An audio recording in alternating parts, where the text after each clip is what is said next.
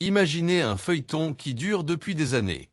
Un feuilleton mêlant argent, pouvoir, contrat secret, trahison et deux géants du football européen. Kylian Mbappé d'un côté, le Paris Saint-Germain de l'autre. Et aujourd'hui, un nouvel épisode explose. La justice française a tranché. Elle condamne Mbappé et donne raison au PSG. Mais cette décision n'est que le début d'un bras de fer juridique qui pourrait coûter des dizaines de millions d'euros et bouleverser le football français. Bienvenue dans l'affaire Mbappé vs PSG.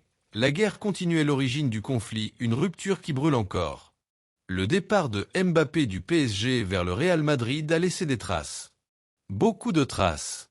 Des tensions internes, des primes déchirées, des promesses contestées, et surtout une question.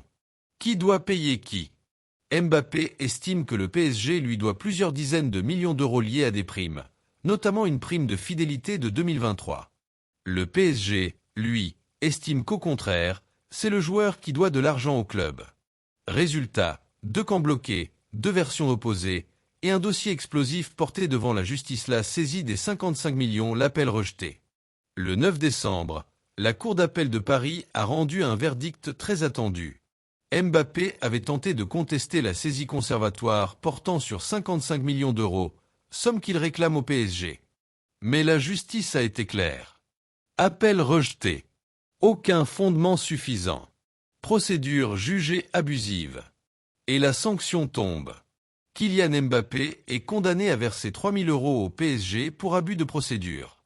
Alors oui, 3 000 euros pour un joueur qui gagne des millions, ce n'est rien. Mais symboliquement, c'est énorme. Car pour la deuxième fois, la justice confirme que les arguments du joueur ne tiennent pas. Pour le PSG, c'est un signal fort. Le club n'est pas prêt à lâcher. Le club estime être dans son droit. Et la justice commence à lui donner raison. Pourquoi Mbappé réclamait 55 millions ? Pour comprendre l'ampleur du dossier, il faut revenir sur cette fameuse prime de fidélité. En 2022, quand Mbappé prolonge son contrat, un bonus colossal lui est promis. Mais l'été 2023, quand il refuse de prolonger une nouvelle fois, le PSG décide de bloquer plusieurs paiements, considérant que le joueur n'honore plus totalement l'accord initial. Mbappé, lui, maintient que le club lui doit ces sommes, ces montants font partie de son contrat, et qu'il veut récupérer ce qui lui revient. C'est ce bras de fer financier qui a mené à la saisie conservatoire, et à l'appel rejeté. Le PSG triomphe, mais juste pour l'instant. Le PSG savoure cette décision. Pour maître Versini-Campinchi, avocat du club, la justice confirme que les demandes de Mbappé sont infondées.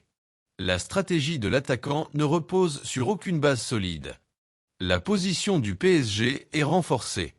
Mais attention, ce n'est pas la décision centrale. Ce n'est qu'un premier round. Car le match le plus important arrive le 16 décembre, l'audience décisive. La date est cochée en rouge. 16 décembre. Conseil des prud'hommes de Paris. C'est là que se jouera le vrai combat.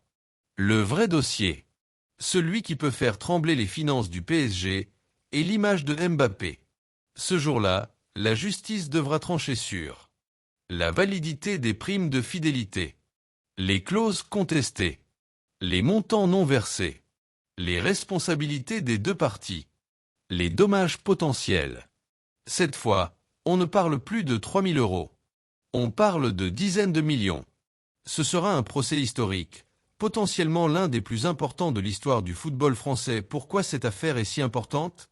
Parce que ce litige dépasse largement la relation entre un joueur et un club.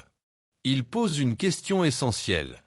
Jusqu'où un club peut aller pour protéger ses intérêts financiers ? Jusqu'où un joueur peut aller pour défendre ses droits contractuels ?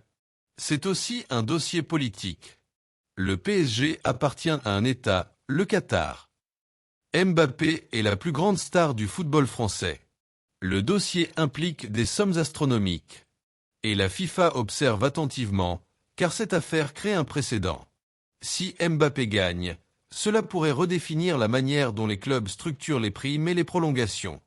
Si le PSG gagne, cela validera la stratégie des clubs face aux joueurs qui refusent de prolonger. Un feuilleton loin d'être terminé. Ce qui est certain, c'est que cette guerre Mbappé-PSG n'est pas prête de s'arrêter. Les deux camps sont déterminés. Les deux camps sont convaincus d'avoir raison. Et les deux camps jouent gros. Le PSG veut montrer qu'aucun joueur, même Mbappé, n'est au-dessus du club. Mbappé veut prouver que les engagements doivent être respectés, même après son départ. Le 16 décembre pourrait changer la fin de l'histoire. Ou au contraire, prolonger le feuilleton pour plusieurs mois. Mais une chose est sûre. Nous n'avons encore rien vu.